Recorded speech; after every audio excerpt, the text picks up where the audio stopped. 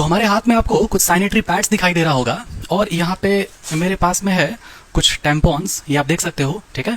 और आप ये देख सकते हो कि इस डब्बे के अंदर में यहाँ पर इस छोटे से पाउच में क्या है। तब तक आप ये गेस करो, तब तक मैं आपको बायोलॉजी के कुछ इंपॉर्टेंट कॉन्सेप्ट समझाता हूँ। अब बीइंग अ बायोलॉजी टीचर, हम लोग जब ह्यूमन रिप्रोडक्शन पढ़ाते हैं ना, तो हमारा ये टॉपिक मेंस्ट्रुअल साइकिल में एनसीईआरटी के अंदर में ये एक छोटा सा हेडिंग दिया होता है मेंस्ट्रुअल हाइजीन का।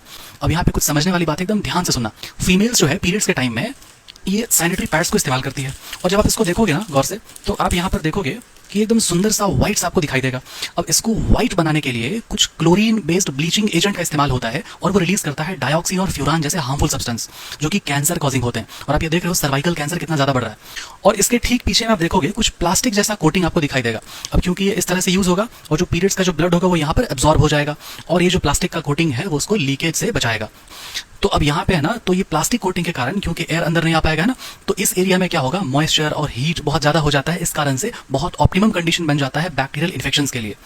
अब हो सकता है कि जो मैंने आपको केमिकल्स बताया हो सकता है बहुत कम अमाउंट में हो, लेकिन वैसे फीमेल्स जो कि 7 घंटा 8 घंटा लगातार इस एक पैड को यूज करती हैं, वो बहुत हाई चांसेस होता है कि वो केमिकल्स बॉडी के अंदर एब्जॉर्ब हो, और दूसरा कि ये जो इन्फेक्शन है वो इन्फेक्शन का चांसेस बढ़ जाएगा। तो हमारा एनसीईआरटी भी इस बात को बहुत क्लियरली मेंशन करता है कि 4 to 5 आवर्स के बाद सैनिटरी पैड्स को चेंज करना होता है। अब इसके बाद जो है ना, आपके पास कुछ और अदर ऑप्शंस होते हैं पीरियड्स के टाइम में, जैसे कि ये टैम्पॉन्स। इस टैम्पॉन को वजाइना में इंसर्ट किया जाता है ताकि जो पीरियड्स का जो ब्लड आ रहा होगा यूट्रस से, उसको वो एब्जॉर्ब करेगा। ये बहुत स्ट्रॉन्ग एब्जॉर्बेंट होता है। अब इसमें आप देखो, जब इसको आप डिप करोगे ना, तो आप ये देखो कि ये जो है कितना जल्दी जो है ये स्वेल हो गया। तो हाँ, इसको जब आप ध्यान से आप जब पढ़ोगे, रिसर्च करोगे अच्छे से, तो आपको पता चलेगा कि इसमें किसी भी तरह का क्लोरीन बेस्ड ब्लीचिंग एजेंट का इस्तेमाल नहीं होता है। लेकिन तो क्या ये सेफ है? तो आपको एक टर्म पता लगेगा, TSS, टॉक्सिक शॉक सिंड्रोम। बहुत जानलेवा एक तरह का इन्फेक्शन वाला कंडीशन क्रिएट हो जाता है, और वो सबसे ज्यादा कॉमनली देखा जाता है टैम्पॉन्स में। ये जो बॉडी के अंदर जब जाएगा ना, तो जो भी पीरियड्स का जो एक्सट्रैक्ट होगा वो इसी में रहेगा, और यहीं पे वो बहुत हाई चांस होता है कि वो इन्फेक्शन का रूप ले ले और बैक्टीरियल इन्फेक्शन होगा। उस सिचुएशन को बोलते हैं टॉक्सिक शॉक सिंड्रोम। अब देखो एकदम ध्यान से समझना, तो इसका मीनिंग ये है ना कि आप चाहे आप जो भी यूज करो, लेकिन कुछ नया चीज को देख के, कुछ मॉडर्नाइजेशन वाला चीज को देख के तुम आकर्षित नहीं हो जाना है। उसके बारे में जानना है, रिसर्च करना है, उसके बाद इस चीज को इस्तेमाल करना है।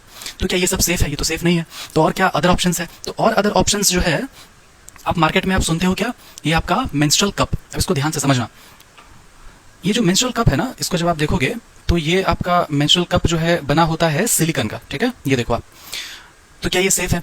अब ये क्या है, ध्यान से सुनना एकदम। ये जो है ना, बना होता है सिलिकॉन का और लेटेक्स का, जिसका बना होता है कॉन्डम्स, ठीक है। तो कुछ पर्सन में, बहुत रेयर केस में, सिलिकॉन और जो लेटेक्स है उससे भी इरिटेशन, एलर्जी देखा गया है। उन पर्सन को सावधान रहना है इससे। और दूसरा, इसको कैसे यूज करते हैं, क्या ये सेफ है कि नहीं? तो इसको यूज ऐसे करते हैं कि या तो इसको ऐसे करके, और या तो फिर इसको इस तरह से फोल्ड बना के और वजाइना में ऐसे इंसर्ट करके और ऐसे ये ओपन हो